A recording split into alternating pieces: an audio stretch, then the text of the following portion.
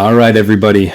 Welcome to episode 99 of the Inglorious Bastards podcast. I would say campaign, but this is an interview night, and I look so forward to the interviews.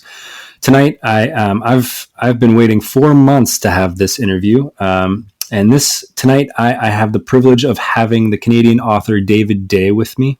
He's the author of over 40 books, including at least a dozen on J.R.R. Tolkien's myth and stories.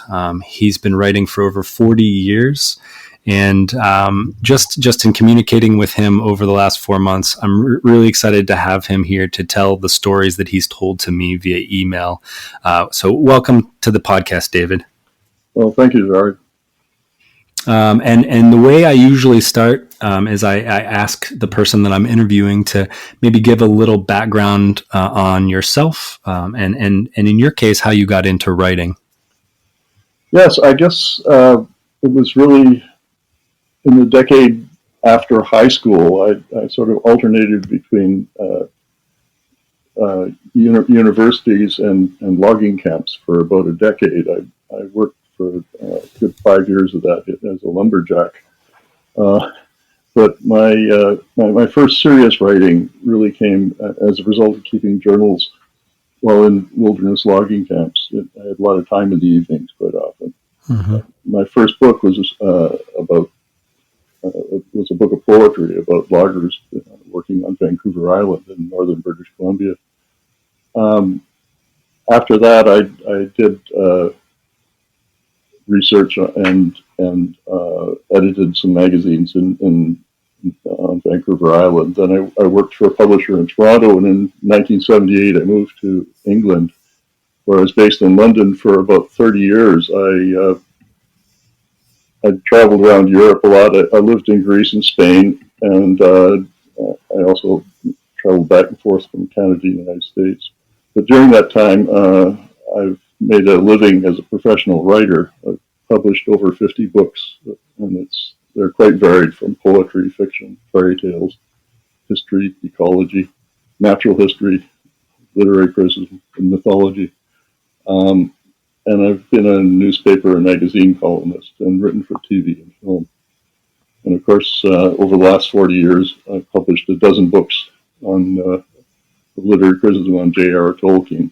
The Tolkien Bestiary came out in 1979. It was the very first illustrated guide to Middle-earth.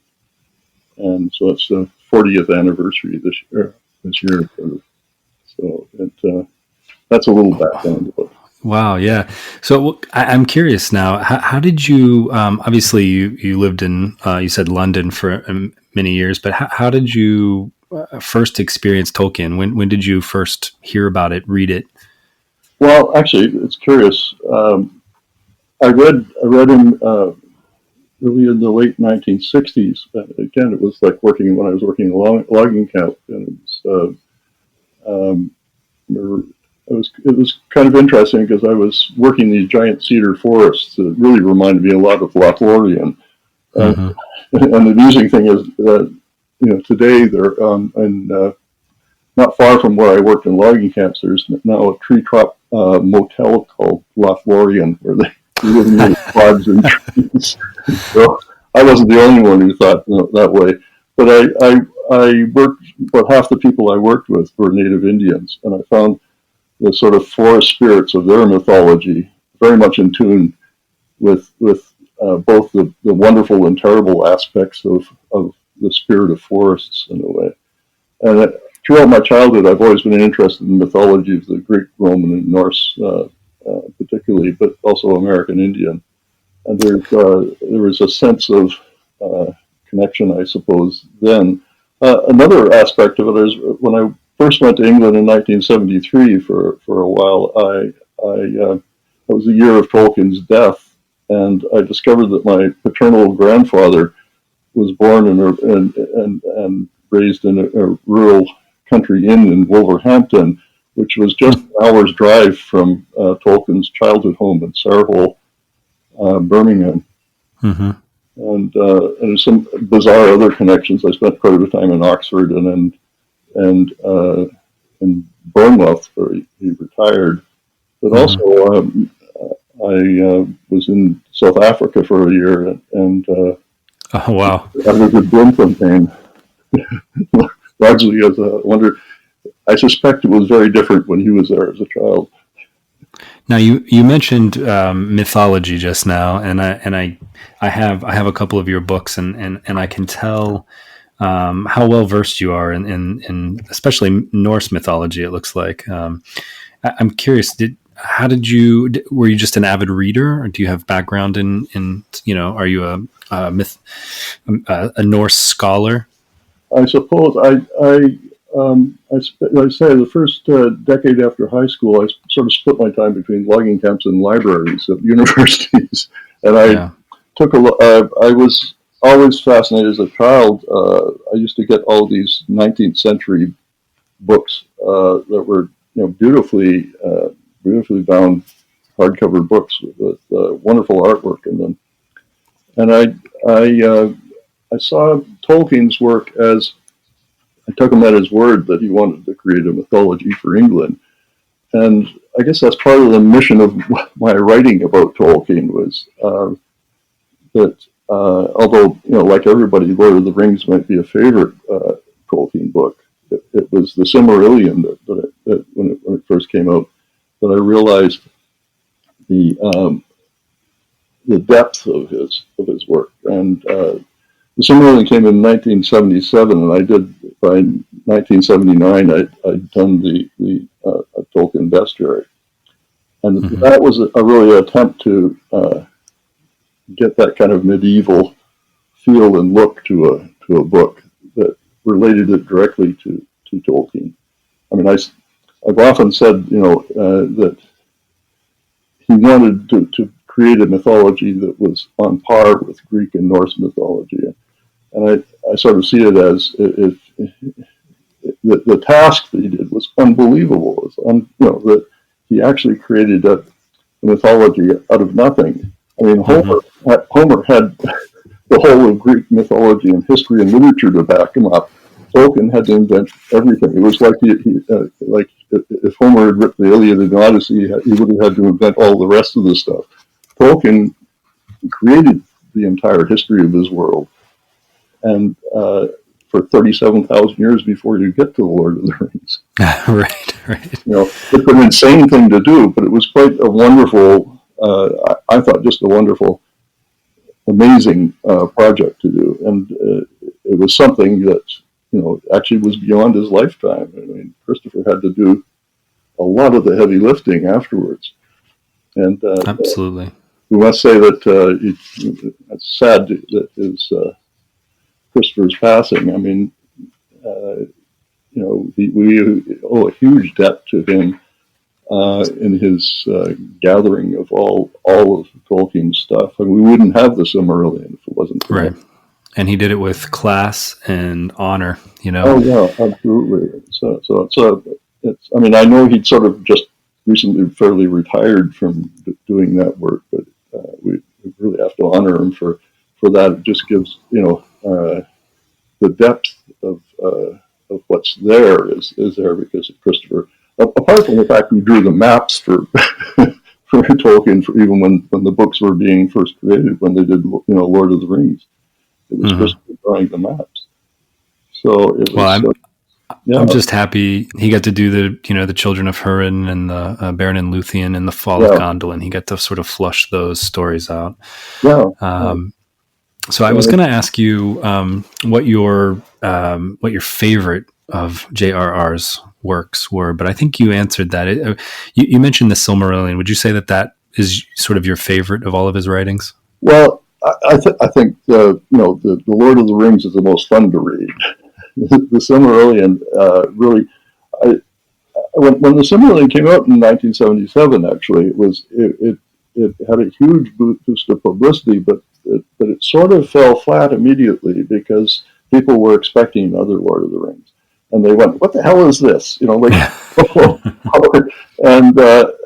to me, it was like brilliant because like a lot of people, I'd read all the Lord of the Rings annex, all the notes at the back and everything, and wondered about all this. And I thought he couldn't possibly have created all this history from through through all the Numenorians and the gods and things like that. And just, but he did. and when the Silmarillion came out, I thought, wow, it's, and that the reason I did the bestiary when I did was because when the Silmarillion came out, it allowed you to explore that whole world. I mean, just the whole of the Undying Lands and all of the prehistoric stories behind Lord of the Rings that explained so much. But it was because I'd read as a child Greek and Norse mythology and a lot of other types of mythology around the world. I was quite taken by the Silmarillion, but I could also see why people would scare people right away who didn't have that kind of background. So I really I felt almost obliged to do what I. The reason I did it as a bestiary form was that I'd taken bibliography courses at universities and had studied older manuscripts. And after the Bible in the Middle Ages, the bestiary was the most popular form because they didn't actually separate sort of elephants from dragons. And they were wonderfully illustrated with beautiful illustrations and everything. And they were the equivalent of a natural history encyclopedia of their time. And I just thought, if I was going to do a reference book on Tolkien, why not do a sort of a medieval approach to it, as these creatures and all these different races of beings and stuff like that? Because I just thought it would be a way of approaching it. And I was very lucky because I got a great designer and great artists to work on it, and they spent an enormous amount of money. I think it was £80,000 on production costs on that book. So it's the only book in the world with that typeface. They made a typeface specially for it because they wanted to have that kind of look to it. And they got people like Ian Miller, who is wonderful. I mean, his drawings look like steel engravings, and they fit into this appearance of a kind of medieval manuscript. That I was thinking of how Tolkien created this idea that these manuscripts were written by hobbits and passed on through various ways. I mean, I'd sort of toyed with the idea of saying, this manuscript had just been discovered and it's an old bestiary of Tolkien's world. But But anyway, I was just pleased with the way in which I got a team of artists and stuff that were really into doing it, with that kind of look. Well, the books are beautiful, especially the two that I have. The first of your books that I picked up was called The Battle of Tolkien, and I remember, anytime I go into a Barnes and Noble, I'll go over to the fantasy section and to the Tolkien wall, and I can usually spot right away any new books, and this beautiful red book stood out, and it's just a beautiful thing. But if I could, you mentioned I think the term reference. Right, a reference book. Was that kind of your primary motivation for writing these books? Was it as a reference for fans? Well, it was written basically to explore his world.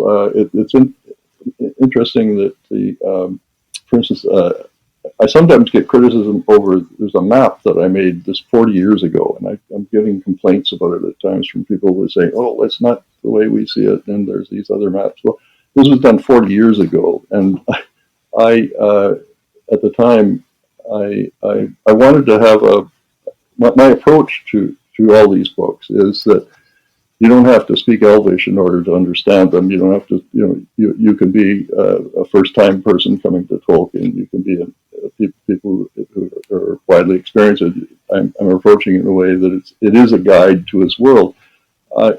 I think, for instance, there are other guides, but they're not really guides. They're basically indexes that are annotated. You can't orient yourself with it. And so with the bestiary and all the subsequent books, I've tried to give a means of orienting yourself immediately in each one of them, so that you understand the 30. Like it's when I talk about any of the characters, it's within the context of that 37,000 years. So in the context of the parts of the world have disappeared and reappeared, and in fact the world changes entirely. So the first map I did was I pointed out, look at some of Tolkien's maps, the ones that are in the books, but there weren't very many when I did that. Yeah. There was Numenor was mentioned, but nobody knew that it was star shaped until several books on. In Lord of the Rings, you have no sense of that, and in the Silmarillion, you don't have that. But what I said was, this is to show. I mean, the catchline underneath is that it's the Arda throughout the ages that show you how you can get from like Undying Lands to Middle Earth, and where all these things would occur if you could put them in one map. And I guess the people are saying like 40 years later this this isn't the way we see it, and there's new maps that have come out. Of course there are, but that was a way of orienting people. And I very specifically said that this is a generalized map of through time. Well, can I read a piece from, I believe it was from your new book, An Encyclopedia of Tolkien. This came from the introduction. It says, this book is intended for those general readers of J.R.R. Tolkien who wish to learn more about the genius behind this awesome body of literature and the origin of some of the author's remarkable ideas, through tracing the source of inspiration in Tolkien's world as well as its shared themes and motives. It is hoped readers may appreciate the archetypal dimension of myth and legend so enthralled Tolkien throughout his life. Anything you want to say about that? Or does it speak for itself? I would say it tries to, put everything in context. I also it's one approach that I've taken is that I'm taking Tolkien at his word. I'm relating his writing, his characters to those in Arthurian romance, in Norse mythology, and even Egyptian mythology, where he's so widely read. I mean, in terms of his where he's drawing on things. I mean, the whole Numenor is based on the Atlantis legend of Plato, and how all those.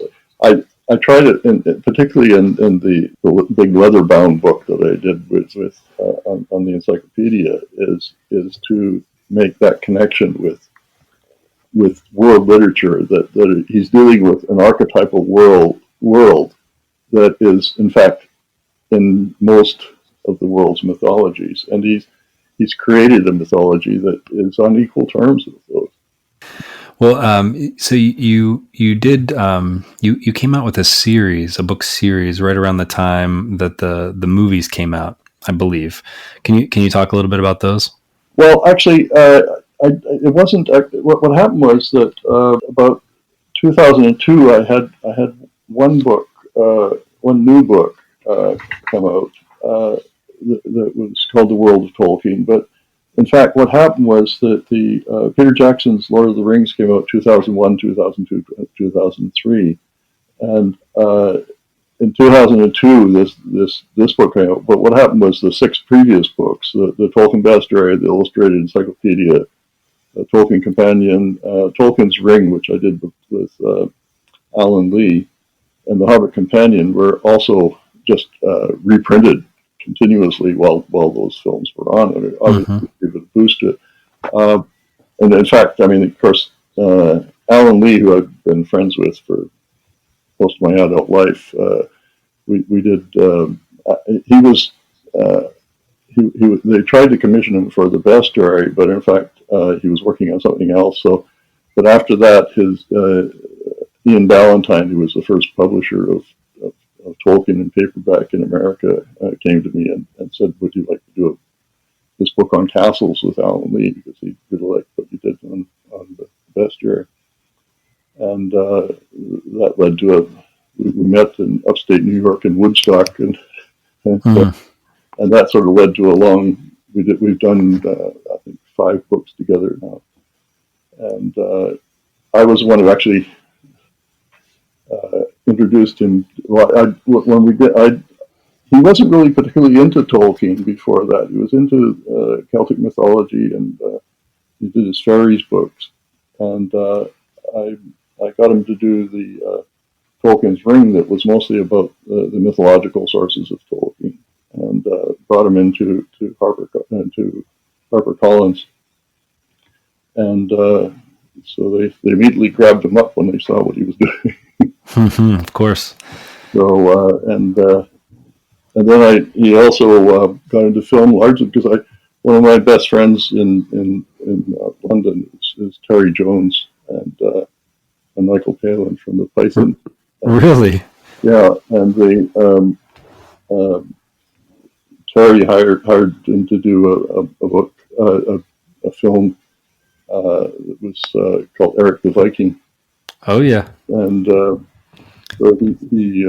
he started getting into the film business there, but the Tolkien stuff was something that because he was a little distant from it first, and started to be enthusiastic after that, and subsequently done quite well with it. Well, you mentioned one of my questions was going to be about any exciting collaborations that you've done in the past, and you mentioned Alan Lee. Yeah. Is it? I believe you mentioned a story about John Howe as well. Do you want to tell that? Well, John's another Canadian. He's from Vancouver originally, and he approached me about because he said Tolkien's Ring, the one that I did with Alan, was one of his favorite books. And he asked me to collaborate with him on a TV series he did. It was in French-German production on the Hobbit. That sort of I think it's called Discovering the Hobbit. And he invited me to come with him down the Rhine Valley, and we went from castle to castle along the Rhine and discussed the sort of Germanic roots of Tolkien. And where I said to him, like Middle Earth, the mythology of Germany has a river running through it. And so we had a great time. It was wonderful. We turned up in at least quite often freezing castles, and did just discussing Tolkien and his characters in the context of Germanic mythology.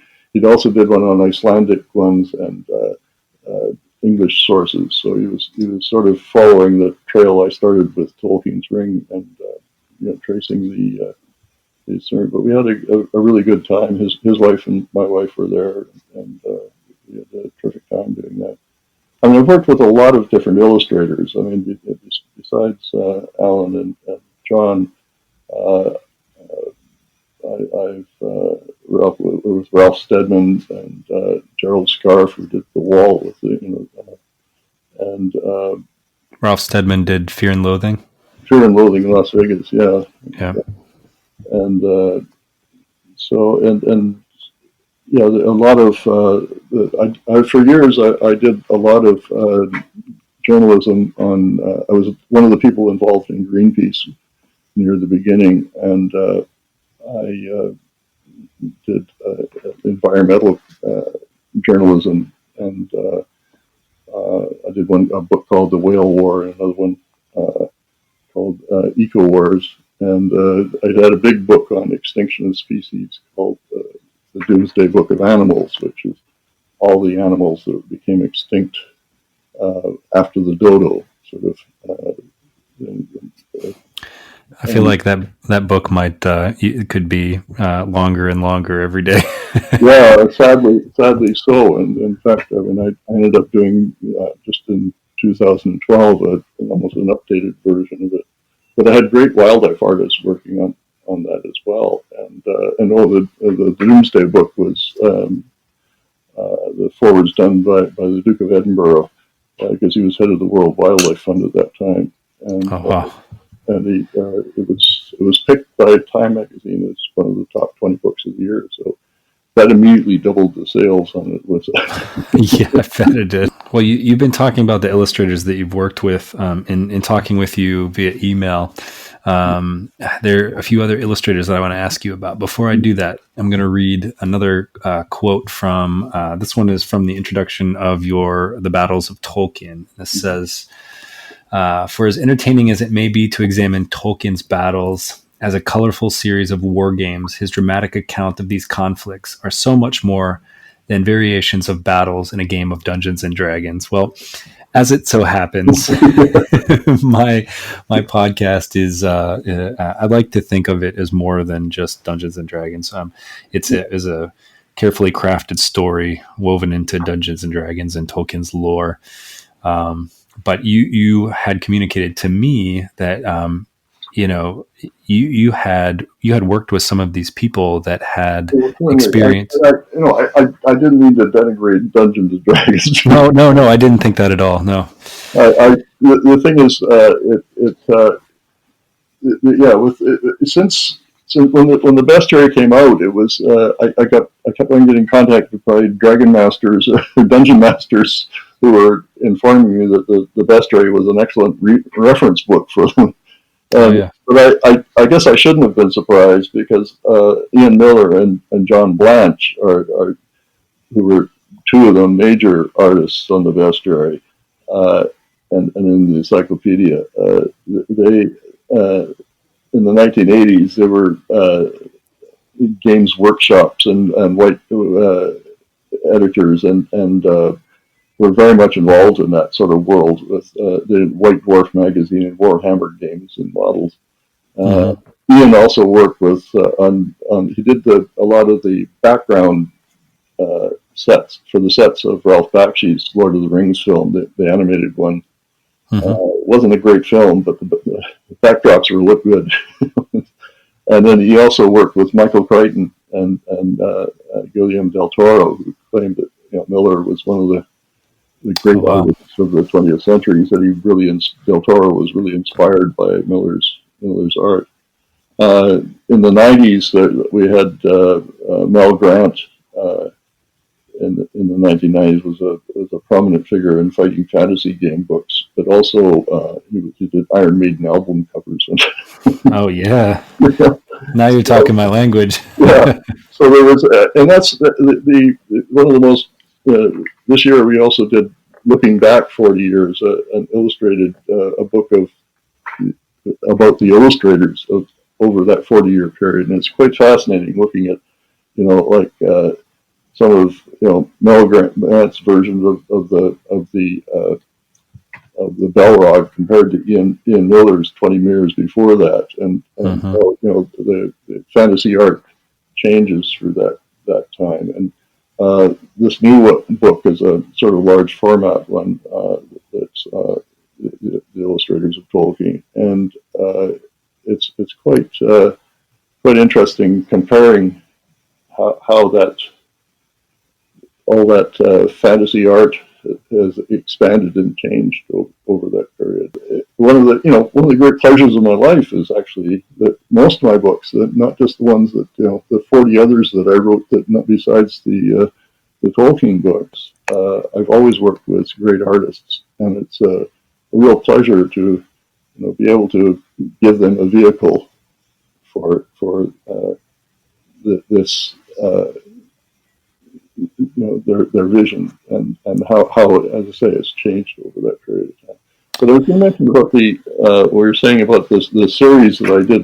In the last 5 years, we've done almost a new version of everything with this. In fact, it's coming out next year as a box set of the 6 books that goes from the Tolkien dictionary through, like the one you've seen on the battles. The battles. Yeah, it's a 6-volume set, and they're all designed in a similar way with this leather-like the covers and everything. And I think the designers did a brilliant job of it. And they have they're sort of a complete reference library of Tolkien from different approaches. Well, David, I have to ask you. So, in doing research, you had mentioned some of these disagreements with people on maps and various other various things. In doing research about you, I did see some of these disagreements on various websites with Tolkien enthusiasts and including the Tolkien Society. Yeah. I know we've talked and it's been upsetting for you. If there's anything that you want to say about this, say what's on your mind. It's what's interesting is that from what I can determine, it was sort of about the mid 1990s when the internet became quite popular. There was a kind of persistent trolling of my books by about 1% of the reviewers. Most of my books have been reviewed at 4 or 5 star level, but there's always a couple down at the bottom, which I guess you can expect for different things. It's just that it's taken a rather vicious tone. However, I didn't really become aware of it until about a good decade later, in 2008, when I'm sort of not big on media stuff. I didn't really use Google or the internet much before 2008. So unfortunately, I was sort of blissfully unaware of about a decade of abuse. But when I finally got onto Google and looked up the Tolkien Society, I found I'd been blacklisted, which I mean, I really regret this kind of misunderstanding. But it was it was evidently around 2004. I went to a Tolkien conference, and I'd been invited twice before in the 80s and 90s, and gone there without anything. I just happened to be in Oxford and went to it, and I didn't really think that much of it, but evidently it was a time when I was moving between Canada and England, and evidently they'd sent me correspondence that I never received. So there was evidently a fee to be paid. I was totally unaware of this, but it was like 4 years later by the time I found out. And I don't know, it was something that it was almost impossible to fix.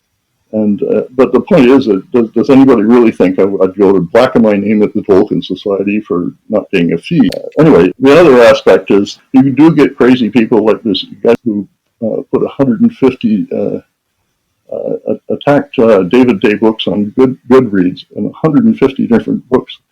Unfortunately, only 60 of them were my titles. The other 90 blameless David Days who wrote books on carpentry, bulldozing, psychiatry, life of Jesus. Poor guys who got these 1-star ratings and abuse.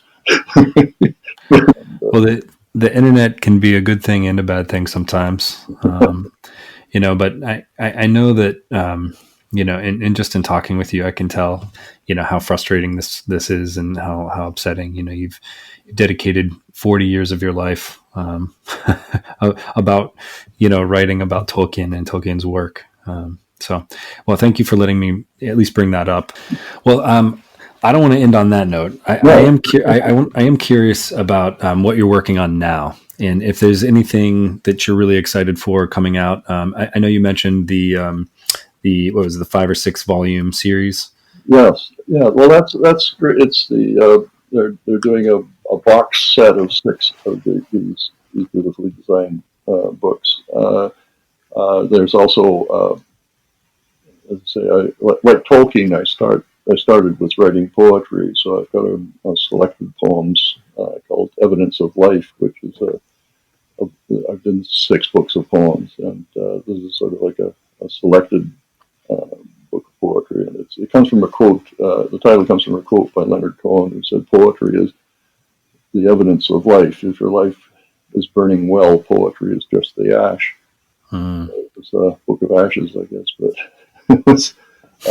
but and also they're doing a new version of my book on extinction of species called Nevermore is just coming out. But for people on here, I think the last of the 6 volumes of Hobbits of Tolkien is coming out, and the box set is coming out as well. So yeah, that's worth looking forward to.